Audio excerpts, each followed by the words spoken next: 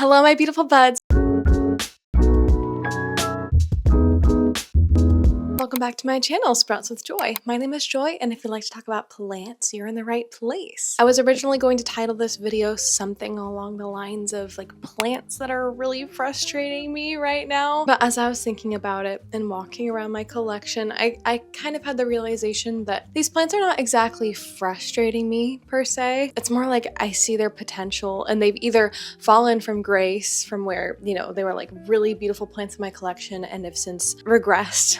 They're not as pretty as they once were. It could be because of a pest. It could be because like I underwatered it, or I don't know, various circumstances where plants can decline in their health, right? And for some of these plants, they never really thrived for me necessarily, but like we've had some setbacks or some things have happened where they're not meeting their potential. So I think it's maybe a little bit more along the lines of these are plants that aren't meeting their potential. Part of that could be because it's winter time and I'm just in the throes of it. I'm feeling the frustrations of, okay, I want my plants to be growing and thriving, but obviously they just aren't in the best of conditions right now because it's super dry in my house. This has been a very, very cold winter, and also obviously the days are shorter. Now, spring is just around the corner and I'm very, very excited for that and for the growth that will bring. But I've been feeling a little bit more down about my plants, especially these last few months where a lot of my plants have just not been doing so hot because we dealt with thrips back in the fall, and then of course winter hit and it's a super cold and dry winter, and now I'm just sort of left with, okay, my plants are not happy.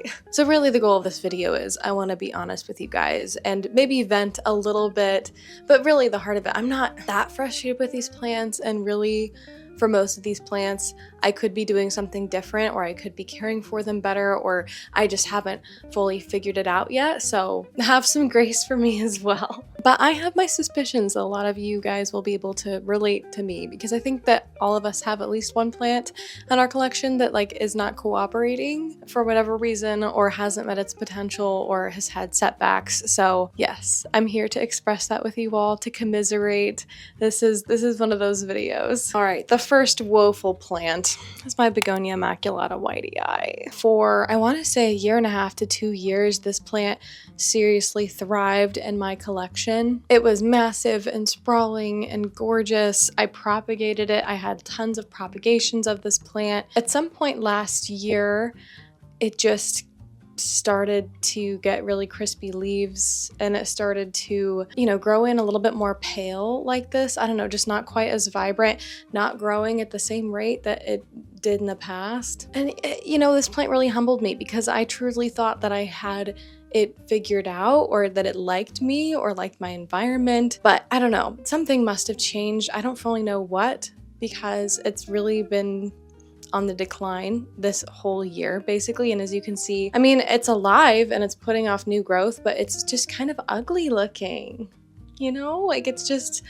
not, compared to what it used to be, it's nowhere near how beautiful it was. We've got lots of crispy edges, lots of leaves that die off, leaves that just don't look great. And I have started this plant over several times in the hopes that this would be the time that it would kind of return to its former glory, but it is yet to do that. As far as issues go, I mean, I just need to keep on troubleshooting with this plant. It could be, I feel like this winter in particular was very brutal because of the lack of humidity. And this plant previously has been in ambient humidity in my home, but I think that this season has been uniquely dry and that has not helped the situation. It's really made it quite worse. Another thought that I had was that maybe it wanted more light, but I'm realizing once I moved it to a higher light location, maybe that wasn't the right move, because I feel like these leaves just look a little bit bleached out to me.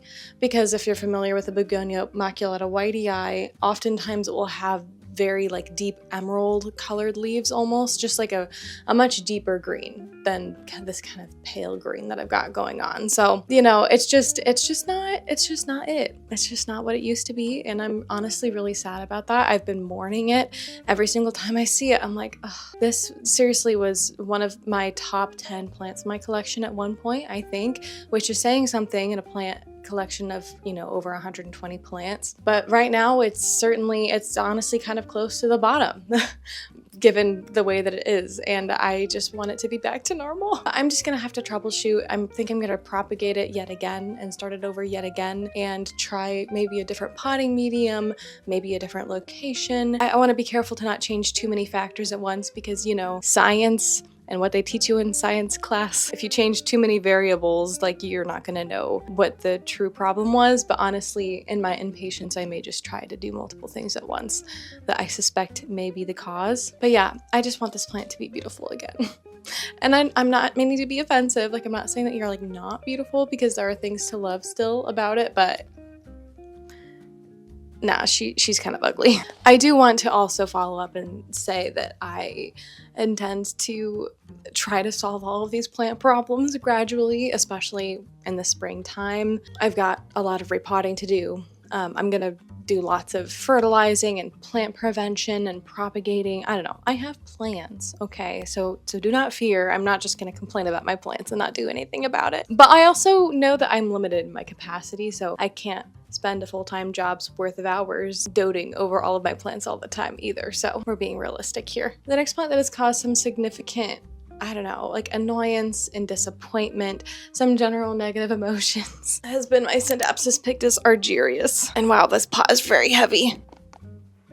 For some history with this plant, some background, some lore. I had this plant hanging on my wall for at least a year and a half. I would propagate it really regularly. It was beautiful, lush, had these deep green leaves that were really big. It grew really well for me. And I took one of the propagations outside that grew also into a beautiful large plant. So I took it upon myself maybe a year ago to combine those two plants, put them into this one big pot, and it looked glorious for a while. Like, it was just absolutely stunning, lush, beautiful. But then it very quickly declined, and it turns out that the plant that was outside had mealybugs that I didn't see, or I don't know. Maybe there were like eggs or something somewhere. I don't know. And I should have been more vigilant because it came from the outdoors. But you know, I was just a sweet summer child. I was just feeling enthusiastic about life. I had, you know, rose-colored glasses of idealism. I was not thinking about that possible future. It was not on my bingo card. That was a million ways to describe. Basically,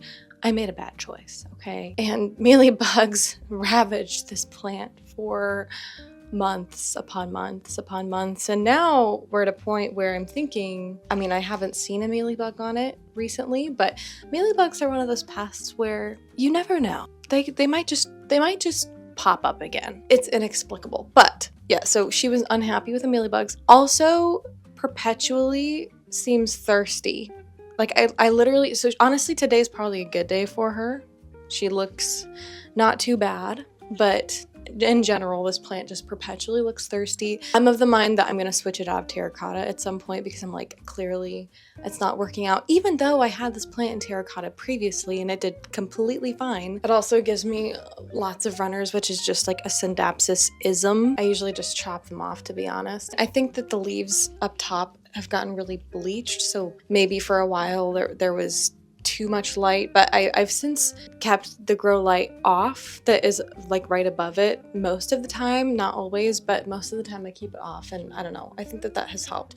So like, we've made some steps, we've made some progress, and it's fine, but still, like, I still have that, like, every single time I look at this plant, because it's not what it used to be before. It was so good, it was so beautiful, but it's okay. As I mentioned before, steps of progress I'm gonna make. Well, I think I'm gonna try to repot it and continue looking out for mealybugs, and maybe even switch where it is at. I don't know. I'm just gonna have to experiment and play around with this plant. And she left some residue. I don't know if you can see that, but she left some residue on the bed, so I'm also gonna clean that. The next plant I'm gonna talk about actually is a little bit of a twofer, because they kind of have roughly the same problem. They're the same genus. This right here is my Anthurium dark forgetii, and this right here is my Anthurium, oh gosh, my brain. And this right here is my Anthurium papillanimum crossed with crystallinum. And as you can see, both of these plants only have 2 leaves, and they both, like, those leaves just look kind of rough. And both of these plants are like right next to each other in my greenhouse cabinet, so they are in ideal conditions. But clearly, I mean, my anthurium in the last several months have all been not doing well. So clearly I'm doing something wrong, even though I feel like my care for them hasn't really changed significantly. And I had like a good 6 months to a year where my anthurium were all growing really vigorously. But I have a few things that I want to try. First of all, I did repot this anthurium recently, and I will say, despite it like not growing for a while and like losing a bunch of leaves and just generally looking ill, it does seem to have a new leaf that is coming out, which I'm very excited for. And that does coincide with the fact that I repotted it like a month ago. So perhaps I just need to repot my anthurium more often. I've been watching a lot of like anthurium care videos, and I'm realizing that a lot of them like don't prefer to be root bound at all. Like, you know, they're not like philodendron. And I feel like anthurium root systems grow really, really quickly. So maybe they just need to be repotted way more frequently than other plants. I don't know. But I have not repotted this plant yet. It does look like there is some new growth as well, but it's coming along much more slowly. And it looks like it's going to be a small leaf too, based on like the caterpillar. So I intend to repot this one and hope for the best. I do have another anthurium. Anthurium crystallinum is also not doing great, but it's a very heavy pot and I didn't feel like dragging it over here. And speaking of my woes concerning like 3 different anthurium that all have the same problems, I just feel like that's a little bit much. But know that that one also has problems. In general, I also think that I need to be fertilizing my anthurium more often because I've also gathered that they're heavy feeders. I have to admit and fully own up to the fact that fertilizing consistently is not my strength as a plant parent. So that could also very, very well be the issue. So I take full ownership, but I also am frustrated, and I think I'm allowed to be frustrated, especially since I'm treating them pretty much the same way and they like are unhappy. But again, it could just be that like I just haven't acted swiftly enough on repotting and fertilizing and all those other needs that they have, because you know, plants have recurring needs. What I'm saying is their like actual environment in the greenhouse cabinet has not really changed, so that's sort of what threw me for a loop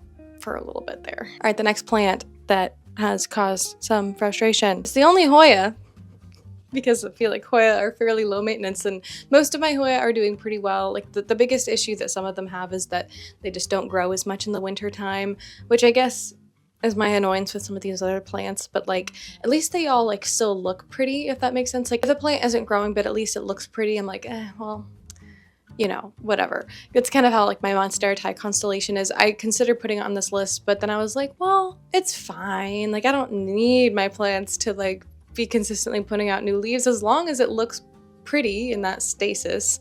Like that's fine.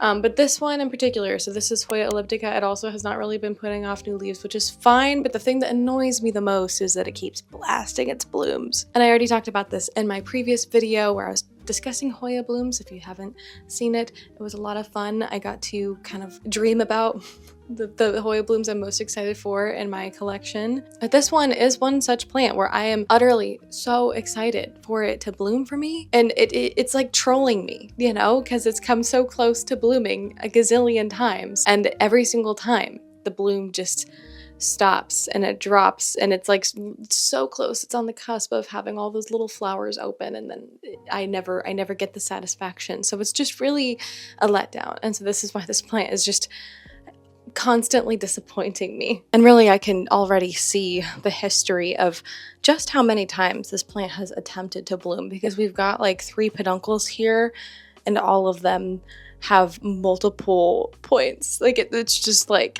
you can see how long those peduncles are and how many times it has failed to put off blooms. It's a little bit, it's like, if you want to do it, like just do it, you know, like what's stopping you, you know? And I have yet to figure out exactly why it has been blasting blooms, but I don't think that it's anything that I can really do at this point. I mean, I've done everything. I try to not bother the plant when it's starting to bloom. I try to water it consistently. I think I have it in a pretty decent spot, and you know, it is what it is. I'm also starting to use the foliar spray again for Hoya due to many people's recommendations, and I'm excited for it to bloom. Please, please, please. But like every time, I mean, at this point I'm just jaded. Like every single time I see the potential like peduncle pop up, I'm like, I just prepare myself for disappointment. But one of these days, please, Please, please, please give me a bloom, Hoya elliptica, please, I'm begging you. Okay, this is my variegated Maranta cratoviana. And I love this plant so much when it looks beautiful. I'm gonna insert like a little clip or picture of what it looked like not too long ago, because I literally did a makeover of this plant to get it to look a lot nicer. Like I propagated it and potted it all up together, and you know, it was having like much more beautiful variegated leaves, but over the winter it's just completely declined again, and like these leaves just don't look great, with the exception of just a few that are a little bit more variegated, but most of them look kind of bleached and it hasn't really been growing well. Although I will say this week specifically it has started putting off new growth, which I will show you, and I am very eager. And I'm wondering if maybe it's literally just because spring is nigh, the plant senses that, and maybe just over the winter time it was like, no, I'm not gonna grow. But now that it's spring, honestly, I've actually noticed that every single one of my Marantas are now putting off new growth. And they did a little bit over the winter, but they really stalled and kind of went dormant, I think because of the lack of humidity. All of them, literally all of them this week have started to grow, which is very exciting, but also I haven't really gotten a chance to vent about this plant yet, so I just needed to vent that I literally did a whole makeover of this plant and made it so beautiful, and then it kind of pooped out on me again, and I'm like, I went through all that trouble to make you beautiful, and I thought that things were gonna look up for this plant, and alas, that has not been the case, which like is fine. I will survive. I'm gonna keep this plant. I'm still gonna love it and hope that it, you know, especially with the new growth coming in, that it's gonna do well for me again. But it's just annoying. It's just annoying. Like I think maybe you understand that, so. Yes. Okay, and then the next two plants, the final two plants actually, that we're going to discuss today, were both ravaged by thrips. So the reason that they are looking not so hot is because of a pest. And, you know, the thing that just breaks my heart the most is that they used to be thriving, or they used to be so beautiful, and every time I look at them it's just a reminder of what they used to be and that they're not there anymore, and that it will take a very long time to get them to that level. But I will say that I am just kind of grateful that they're still alive, so I'll take that, because they're also like very expensive plants, or at least they were when I bought them. So yeah, let's discuss. First plant is Philodendron mame. Look at that.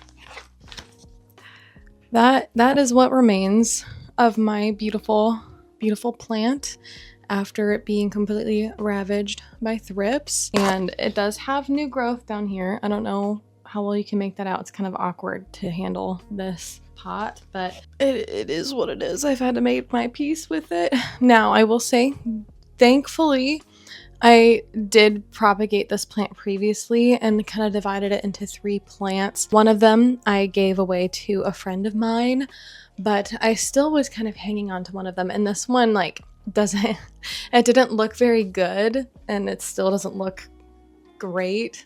So it's a small consolation. So like, here it is. You know, it's fine, but it's nowhere near how beautiful my original like big mama plant, like my main plant was. But at least I have something, which I'm grateful for. And yeah, I intend to, I don't know, I need to do something with this plant. There is, here, let me show you. There is like a lot of chunk down here. I don't know. It's like a big stem at the bottom that I could also chop up theoretically and try to make into wet sticks and just generally give myself more options. But I'm also fearful of like tampering with this plant too much and like messing with it and messing something up. So I don't know. I don't want to bother it. Eventually I do want to kind of pot the 2 of these plants together. I think I am going to maybe wait until closer to summer, or like a little bit deeper into the springtime, to where I feel more comfortable, because I just feel like my mame is in a very vulnerable state right now, and it doesn't look very nice, and I just feel powerless because like there isn't really that much I can do about it except wait and bide my time, and then once I feel comfortable messing with it a little bit more, I can try a few things. But I'm just so paranoid of losing that plant completely that I'm just hesitant to do anything. But of course, the lack of action could also, you know, be bad for the plant. So I just feel like I can't win.